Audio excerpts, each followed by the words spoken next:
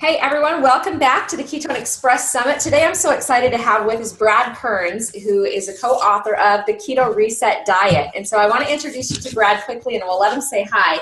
But he is the president of Primal Blueprint Publishing, and he's worked closely with Mark Sisson for a decade promoting the Primal Lifestyle.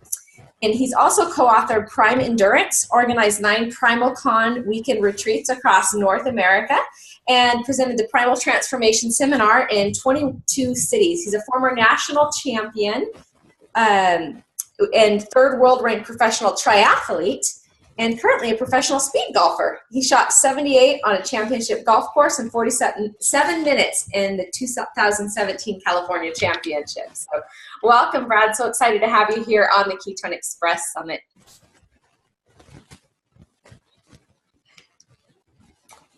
Jill, thank you. What an interesting bio. Oh my gosh, I forgot all those great highlights. And I appreciate you putting this together. I'm excited to be a part of it. Yeah, I think it'll be fun. I've really enjoyed your book that you co-authored here with Mark Sisson, and so I'm excited to talk about some of the stuff that we found in there. I want to let our audience know too, we have a little bit of a delay, so please bear with us as we kind of have this conversation. There might be a little lag time. So tell us, Brad, what is the primal lifestyle? Like, how would you define a primal lifestyle? Oh my goodness, we were asked such questions 10 years ago when the Primal Blueprint first came out, and having to painstakingly explain that actually our ancestors, our hunter-gatherer, often called caveman ancestors, were known to be, by science, to be quite healthy and robust and had bigger brains and bigger, stronger bodies than modern humans because they had a superior diet. So, the ancestral health movement was just getting going. People didn't even realize it.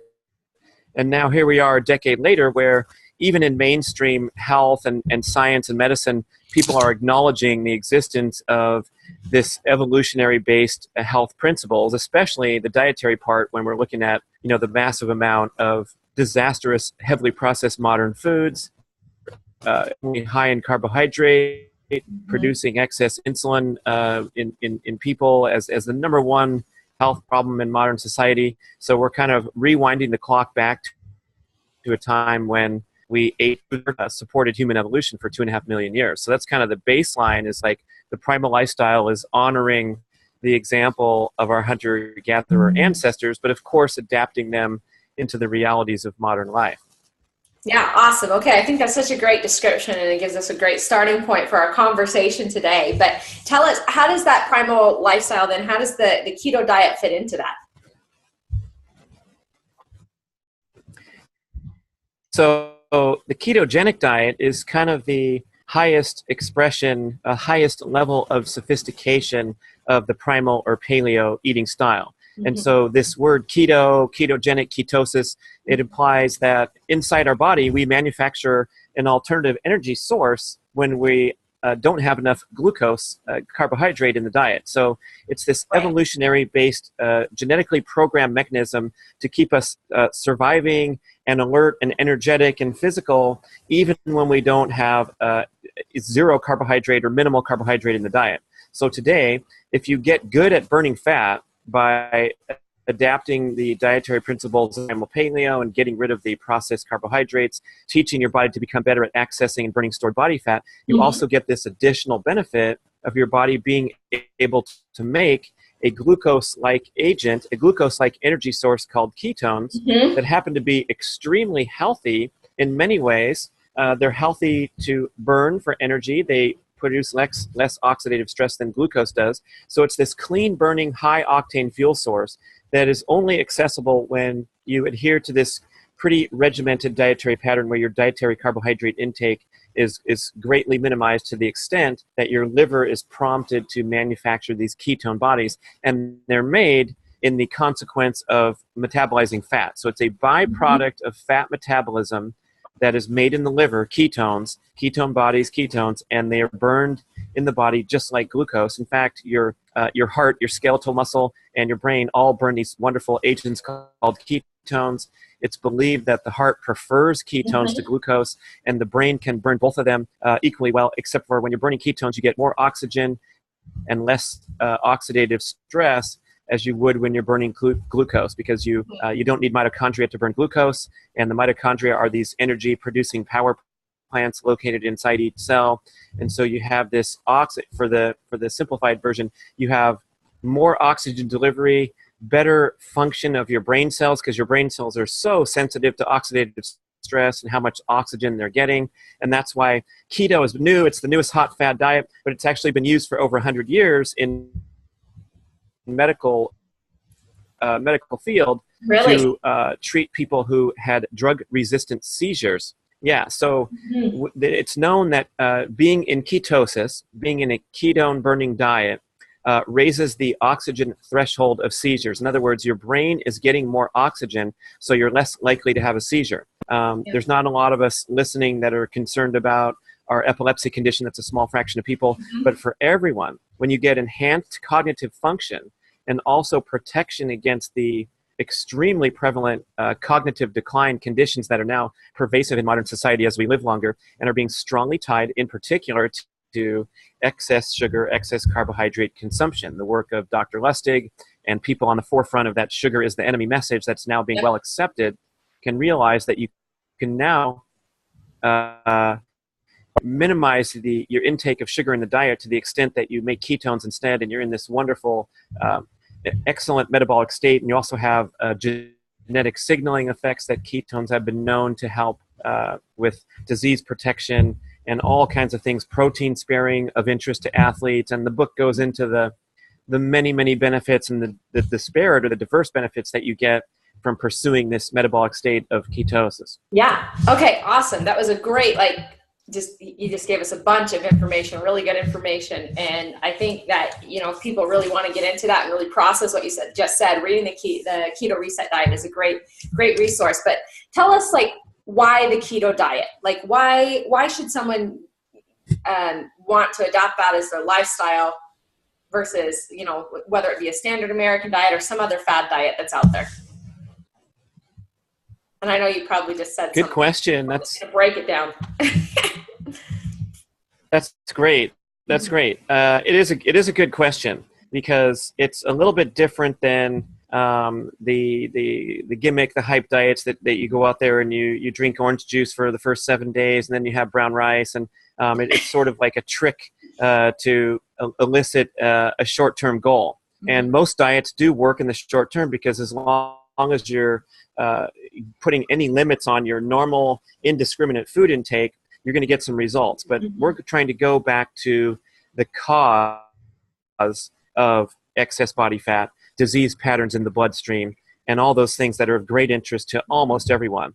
And when you go back and look at the cause in modern society of the obesity, the type 2 diabetes epidemic is too much carbohydrate in the diet, and then a very poor ability to burn stored body fat. The reason we can't burn stored body fat well is we produce too much insulin in the diet from high carbohydrate intake. So if you want to consider this keto as a strategy, rather than a fad diet, it's just tapping into our evolutionary and our genetic ability to become excellent at burning stored body fat, and also making the other energy sources that we need to thrive, namely glucose, especially for the brain, because the brain can't burn fat. The muscles can burn fat. You can teach your muscles to burn more fat and less sugar, but the brain relies exclusively on glucose to function, or ketones if it doesn't have enough glucose. So when you're feeling that low blood sugar, we've experienced our whole lives, the roller coaster of having an energy high after a good meal, and then you drop 2 hours later and you get tired and cranky and hungry, and then you get something to eat and then you feel better. And if you miss a meal, you're in real trouble. If you're on a road trip trying to drive, all that stuff is because we're in a carbohydrate dependency diet. That's what the modern diet, the standard American diet, is characterized as, is your main source of energy is your next high carbohydrate meal. So every time you do that and consume a lot of carbs, produce a lot of insulin, you lock body fat in storage. It's inaccessible, and you become very poor at regulating energy internally. And obviously, as we go back to the ancestral example, hunter-gatherer primitive humans did not have a steady supply of 3 meals a day to balance their blood sugar with the zone diet or any of these nonsense things, or the 6 meals a day or all that stuff. We had to get really, really good at just going with what internally for days, weeks, months on end at times. So we still have all these genetic abilities. They're hidden underneath the pile of sugar that we eat every year. This is kind of like clearing out, and that's why the word reset is such a big deal on the book cover, is that you are literally resetting your metabolic function to become fat adapted, we call it, fat and keto adapted, rather than carbohydrate dependent. Perfect. Love that. Okay. Such good point there. So in the book, there was a statement there that just caught my attention. I think this whole concept is fascinating, but it says, overfeeding is the essence of accelerated aging and metabolic efficiency is the essence of longevity. So talk to us about metabolic efficiency and how keto is the key to that metabolic efficiency.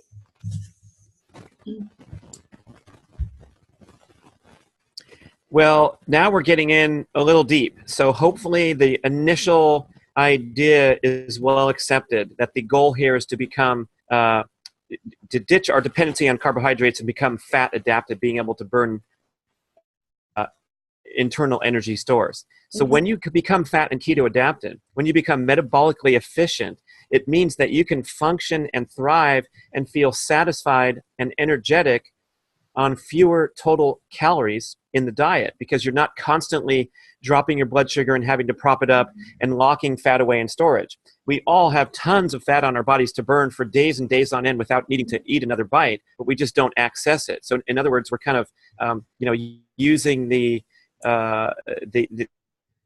gas tank in the car rather than getting an electric car where you can go without constantly returning to the gas station. So Gotcha. it's kind of, the metabolic efficiency concept needs to be carefully described, because most people are of this mindset that, oh my gosh, I love food, I love my life is short, everything in moderation. The idea of consuming fewer calories over the rest of your life doesn't even seem like an appealing idea. But the great thing about keto is that it regulates your appetite and your fat metabolism hormones to the extent that you're hardly ever hungry.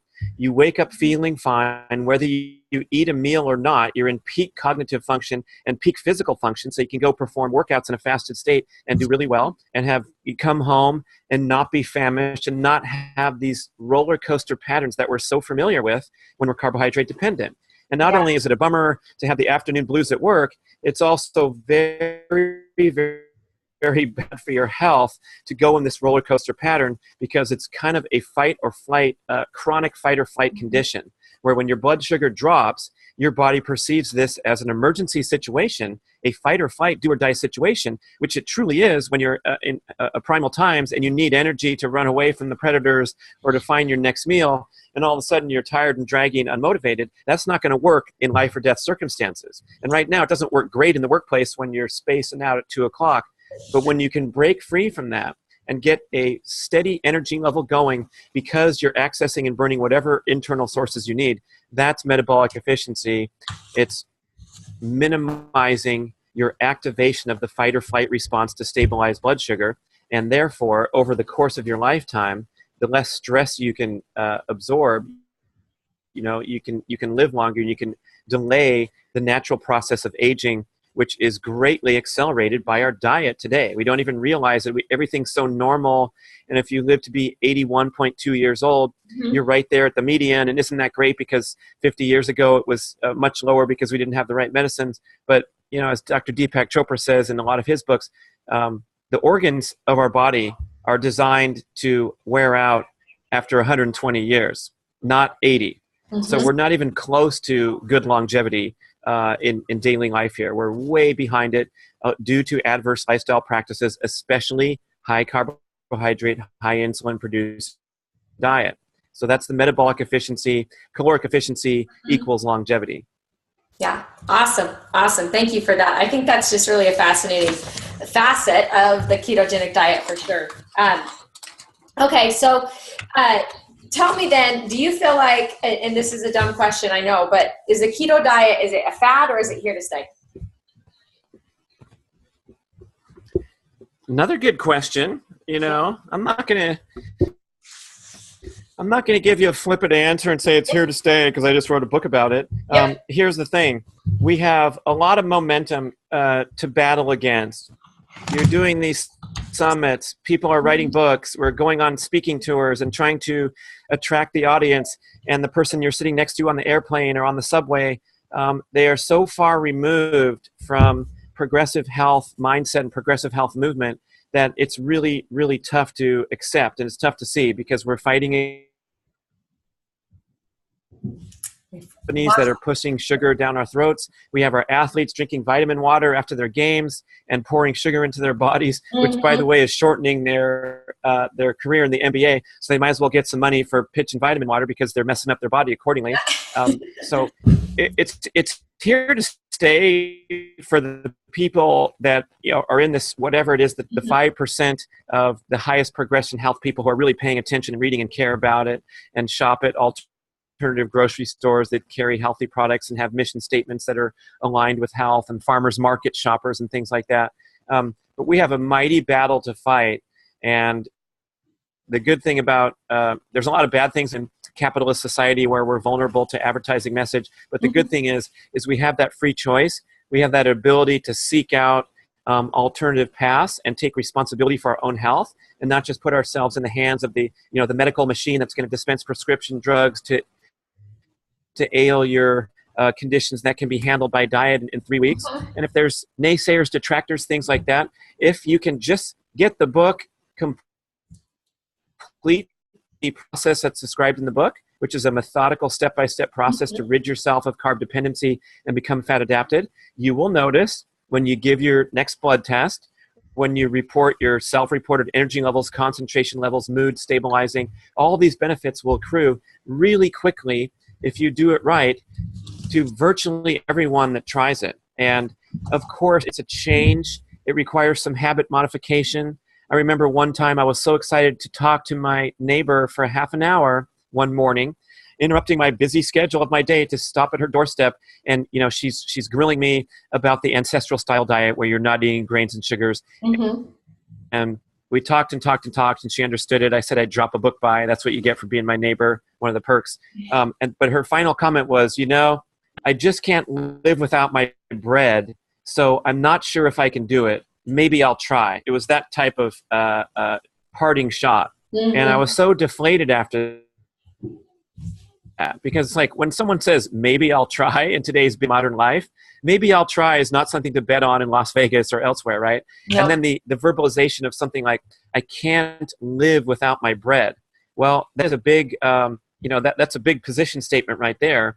And no one can challenge that except the person.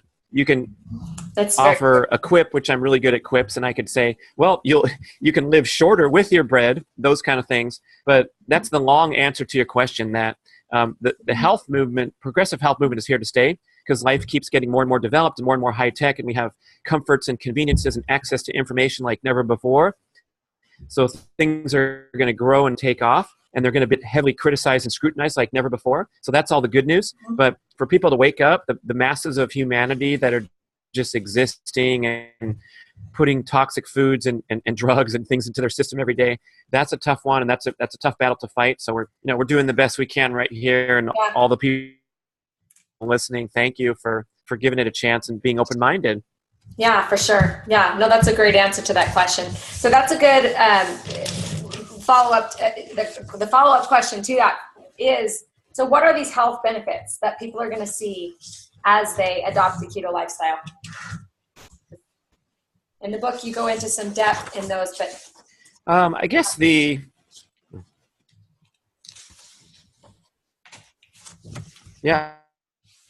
think the big picture one, the billboard one, is that you're going to get really good at reducing excess body fat, and it's not going to be a struggle or a suffer or a boot camp issue. It's going to be kind of a byproduct of not feeling hungry, eating these high nutritious, delicious, satisfying meals, rather than doing your shake mix twice a day and then a sensible dinner after that, or counting your points and obsessing and wishing you could have a cheat day so you could go back to the things you love.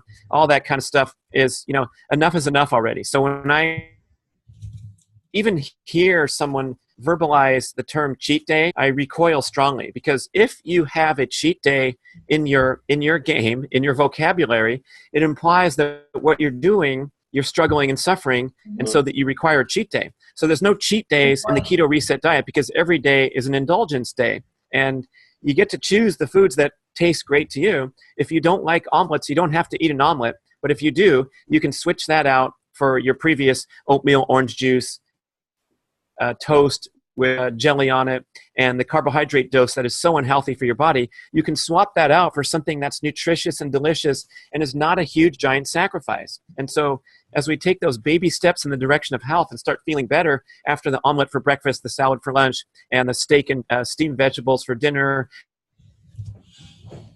the oatmeal, the sandwich, the pizza, and the popcorn, and so on down that slippery slope of trying to prop up your energy with constant doses of sugar.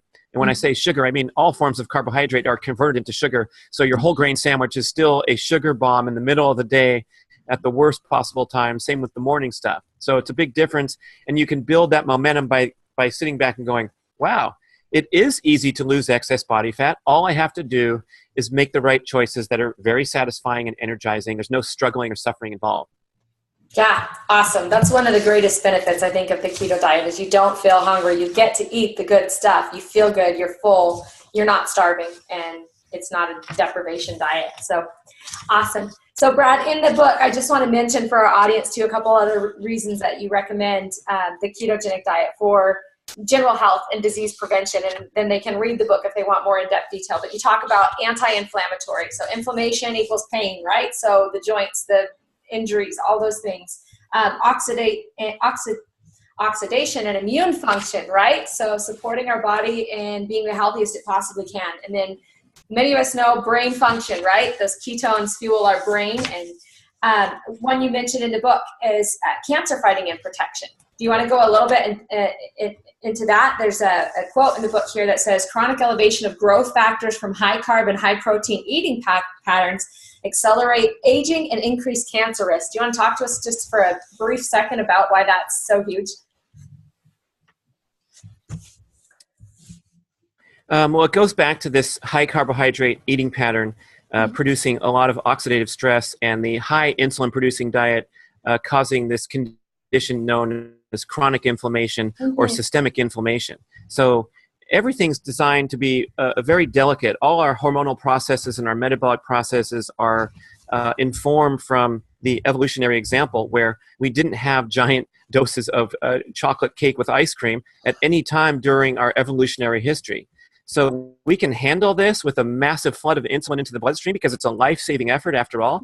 That's why the diabetics need their insulin shot or they're going to go into a coma and be in big trouble.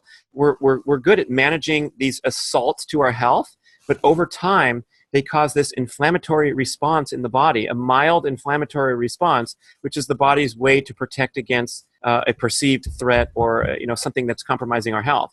So if you get this mild inflammatory response every time you eat a high carbohydrate meal, and we go 10, 20, 30 years down the line, what you're seeing is a breakdown of all the major systems in the body. One of them that's quite vulnerable to oxidative stress and inflammation is the skin, the collagen and elastin cells in the skin. So we get wrinkled and we get tired looking. The excess weight gain that happens throughout life when we're in a high insulin producing diet. That's why we see as the norm, the statistical norm in America, the average American gains 1.5 pounds of fat per year from age 25 to 55 and loses 0.5 pound of muscle. So we gained 1 pound a year. So when we go to our 10-year high school reunion, we got an extra 10, no big deal. We go to our 20, we got an extra 20. It's still no big deal because everyone's got an extra 20. And we fall into these norms that we think are just aging and, oh, look at these things. We accept those as normal, but these are strongly driven by this inflammatory, high oxidative stress diet. So when you can do things like fasting, and this stuff is undisputed. Some of the stuff I've said, you might get another counter puncher here that's in the low-fat camp, and they're going to argue that meat's bad for you. And a lot of the things we agree upon, if you dig down a little deeper, I think the hot dogs are also something that you probably shouldn't eat, right? Even though we're in the primal camp and we say meat's great. Yep. If you get this concept straight that the high carbohydrate, high insulin producing diet is accelerating the aging process, the opposite is true, that fasting has been known to put you in the most efficient metabolic and immune function state ever discovered by science, because that's what our body does when it has minimized resources. When we don't have that steady supply of food, we get really, really good at repairing and recycling damaged cells. That's called autophagy. We get good at this other thing called apoptosis, which is the destruction of unwanted, potentially cancerous cells. So all these things happen at an accelerated level when we're fasting. So fasting's great. Try fasting. Go out there and fast every day. Guess what happens? If you're in carbohydrate dependency state, you can't do it. It'll be total thumbs down, because your primary fuel source, dietary carbohydrates, has been suddenly restricted. And so one problem that we have with the keto scene being so popular and trendy, and you can go on the internet and find the flashing ads and click on them and do the 5-day keto blast and all this kind of stuff, is if you're not good at burning fat and you try to completely restrict your dietary carbs, you're going to get into a huge fight or flight response where you're going to be wired on stress hormones because you're not getting your normal dietary needs met. Intended benefit of the ketogenic approach. So what we want to do is be strategic, take our time, notice that we can get better and better at fasting, like delaying our first meal of the day and feeling good and feeling strong and not feeling hungry, but seeing how long we can go. And can you make it till 10 o'clock? Can you make it till noon, which is outstanding? And so if you can have your dinner meal at 8 p.m. and make it feeling energetic and comfortable and good cognitive function until noon, that's a sign that you have developed a bit of metabolic efficiency. You're becoming fat adapted, so you can tap into fat stores when there's no breakfast on the table. And if you can do that over the course of your life and improve some of these adverse blood values that so many people find when they go to the doctor, things like high triglycerides, diminished HDL, a large amount of the small dense LDL that are the problematic ones in the heart disease picture, these things can reverse in a matter of 3 weeks when you restrict those carbs from your diet and get into, eventually get into keto. But the first and foremost step to take is to ditch the big three main offenders of grains, sugars, and refined oils found in a huge variety of modern foods that you find in the grocery store, and even the whole grains that we talk about as being the centerpiece of the pyramid and the foundation of a healthy diet. These things are contributing to this huge problem of wildly excessive insulin production. Awesome. Thank you. There's so much valuable information here in this conversation. I know we've gone over our time with you today, so I don't want to take any more of your time, but all of that is, there's so many benefits to the keto diet, and it's all documented right here in the Keto Reset Diet for our audience. And so I wanted to tell our audience also, we're going to be giving a copy of this away, so stay tuned. We'll be doing that on social media. And then also, where can they go to get this book if they want to buy a copy? Go anywhere. You can knock on my door in Sacramento or go to Amazon, Barnes and Noble. We also have a website called KetoReset.com. And if wherever you buy a book, if you go visit KetoReset.com, you can input your receipt number and you get these 4 digital bonus items, an hour-long talk show that Mark and I had, a recipe PDF, a whole bunch of cool stuff there, out with a digital course in 2018 where you can get video instruction to enhance the experience of the book. But the book's everywhere.